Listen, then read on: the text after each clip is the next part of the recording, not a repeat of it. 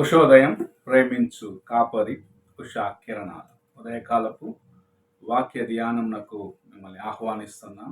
ప్రభు ఉదయకాలమున మనతో మాట్లాడినట్లుగా ప్రార్థనాపూర్వకంగా సిద్ధపడదాం. ప్రార్థన. మమ్మల్ని మిక్కిలిగా ప్రేమిస్తున్న పరలోకపు తండ్రి, ఈ ఉదయకాల సమయానికై వందనములు స్తోత్రములు చెల్లించుకుంటున్నాం.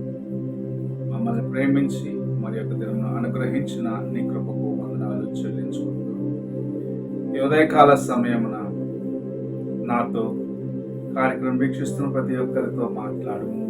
నీ వాక్యము చేత మమ్మల్ని ఆశీర్వదించు, బలపరచు. యేసు పరిశుద్ధ నామమున అడిగి వేడుకుంటున్నాను పరమ తండ్రి, ఆమేన్.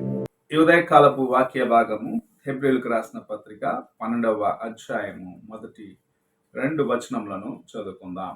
ఇంత గొప్ప సాక్షి సమూహము మేఘము వలె మనలను ఆవరించి ఉన్నందున మనము కూడా ప్రతి భారమును సులువుగా చిక్కులు పెట్టు పాపమును విడిచిపెట్టి విశ్వాసమునకు కర్తయు దానిని కొనసాగించువాడినైన యేసు వైపు చూచుచు మన ఎదుట ఉంచబడిన పందెములో ఓపికతో పరిగెత్తుదము.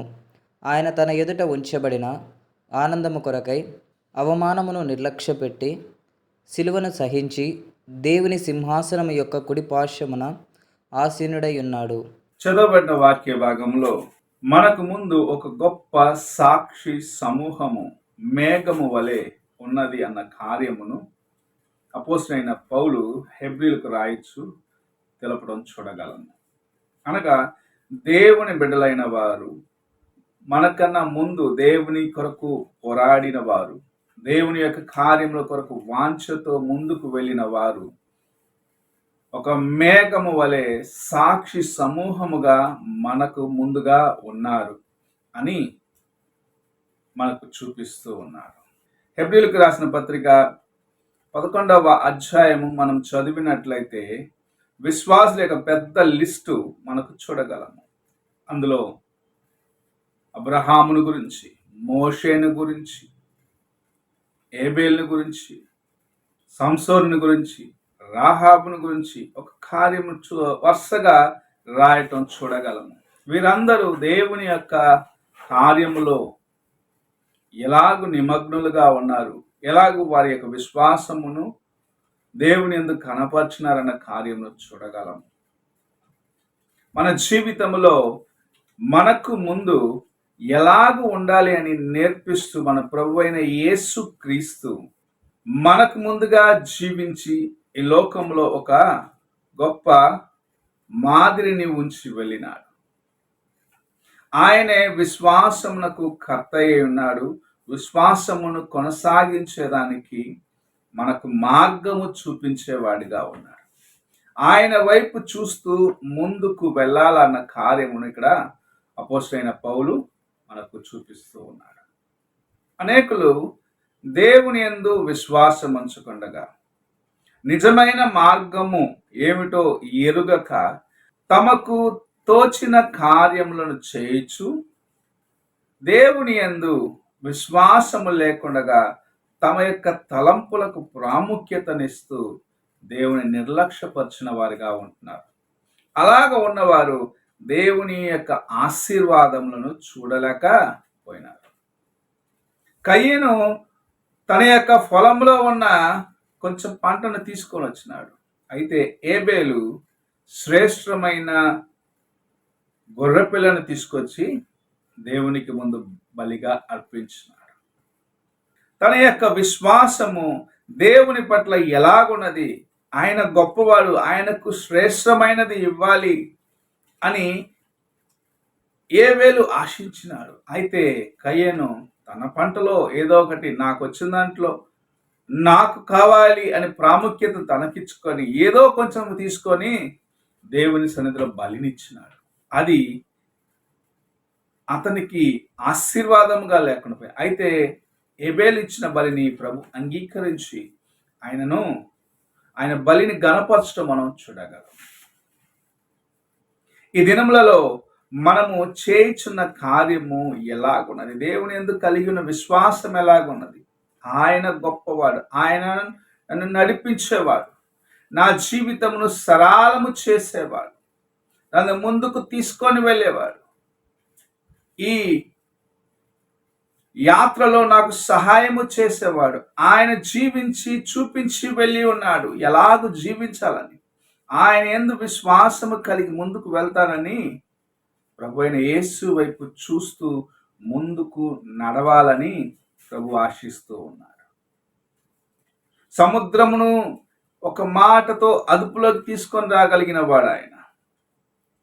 కుష్ఠరోగి అయినను, ఇంకా ఏ వ్యాధితో కష్టపడుతున్న వారైనా చూసి దయపడి, వారిని చూసి దయతో వారిని ప్రేమించి వారిని బాగు చేసిన వాడు.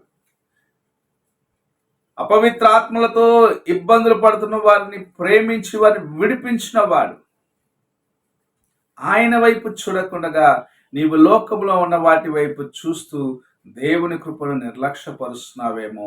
ఈ ఉదయకాలమున ప్రభు నీతో మాట్లాడుచున్నాడు. నీవు ఆయన వైపు చూస్తూ ముందుకు కొనసాగాలి. ఆయనే సమస్తమును చేసిన కర్తగా ఉన్నాడు. నిన్ను విమోచించేవాడిగా ఉన్నాడు. నీకు విడుదల ఇచ్చేవాడిగా ఉన్నాడు. ఈ లోకంలో ఎవ్వరూ చేయలేనిది ఆయన నీ కోసము చేయాలని ఆశిస్తూ ఉన్నాడు. ఈ ఉదయకాలమున దేవుని యొక్క ప్రేమను, దేవుని యొక్క కృపను నీ జీవితంలో నీవు అనుభవిస్తున్నావు కదా. ఆయన యందు పూర్ణమైన విశ్వాసముతో నీవు ముందుకు వెళ్ళేదానికి ఆశ కలిగి ఉన్నావా?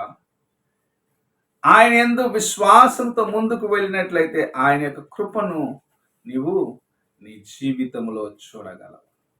ఈ ఉదయకాల సమయమున ప్రభు నిన్ను చూసి, నన్ను చూసి ముందుకు వెళ్ళని నిన్ను ఆహ్వానిస్తూ ఉన్నాడు. ఆయన ఈ లోకంలో జీవించినప్పుడు శ్రమలో వచ్చినాడు, శోధనను జయించినాడు. ఆయన 40 దినములు ఉపవాసమున్న తర్వాత అపవాది ఆయనను అన్ని రీతిలుగా శోధించింది. శరీరాశను తీసుకొచ్చింది, నేత్రాశను తీసుకొచ్చింది, జీవపు డమ్మను తీసుకొచ్చింది. అయినను ఆయన వాటన్నిటిని దేవుని యొక్క వాక్యమును చేత పట్టుకొని జయించి ముందుకు వెళ్ళినాడు. నీవు నేను కూడా అలాంటి జయమును పొంది విశ్వాసముతో దేవుని యొక్క మార్గంలో నడిచి గొప్ప కార్యములను మన జీవితంలో అనుభవించాలని, ఇతరుల యొక్క జీవితానికి మనము ఇవ్వాలని ప్రభు ఆశిస్తూ ఈ ఉదయకాల సమయంలో మాట్లాడుచూ ఉన్నారు. నీవు ఎలాగున్నావో ఒక్కసారి నీ హృదయాన్ని పరీక్షించుకో. ప్రార్థన చేసుకుందాం.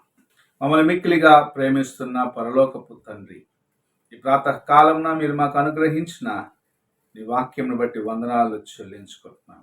మేము మా యొక్క విశ్వాసమునకు కర్త అయిన నీ వైపు చూస్తూ విశ్వాసమును కొనసాగించుకుంటూ ముందుకు వెళ్ళేదానికి మాకు ముందు ఉన్న నాయన సాక్షి సమూహముతో పాటు మేము ఒక దినమున కలిసి నిన్ను స్తుతించే వారిగా ఉంటున్నట్లుగా నీ కృపను అనుగ్రహించమని యేసు పరిశుద్ధ నామమున అడిగి వేడుకుంటున్నాను పరమ తండ్రి.